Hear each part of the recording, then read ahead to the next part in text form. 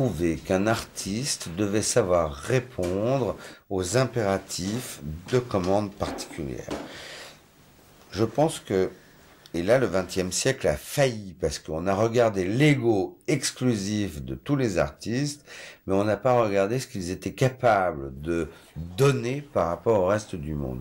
Et quand un mécène, comme on les appelait dans le temps, et comme on continue de les appeler aujourd'hui, faute d'autres mots, mais ça n'a plus la même logique, vous commande une œuvre, il faut savoir répondre aux impératifs. Le commanditaire en question, il est forcément lui-même dans la vie. Pourquoi il vous commande ça ?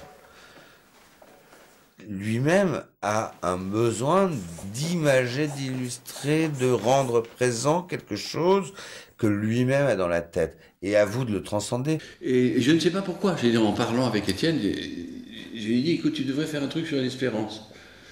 Parce que peut-être ça correspondait à ce que je ressentais avec Étienne à ce moment-là, à cette époque-là, parce que maintenant ça doit faire quelques années quand même. J'ai été très touché que Jean me commande un jour une sculpture sur un thème précis.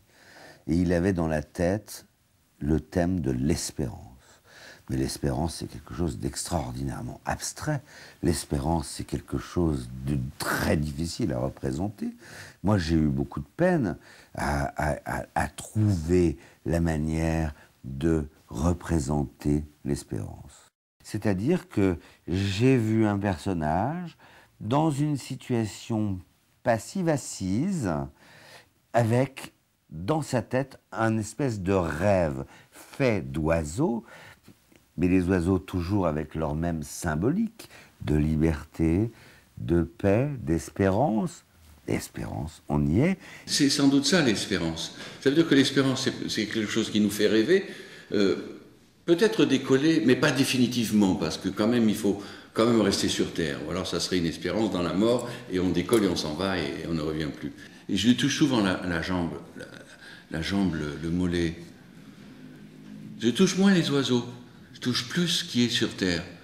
Mais bon, parce que je sais qu'il y a les oiseaux, sans doute je touche ce qui est sur Terre, parce que j'ai 4 gamins, parce que j'ai une femme, parce que il faut vivre, et je suis content que ce ne soit pas uniquement quelque chose que je ne peux pas atteindre.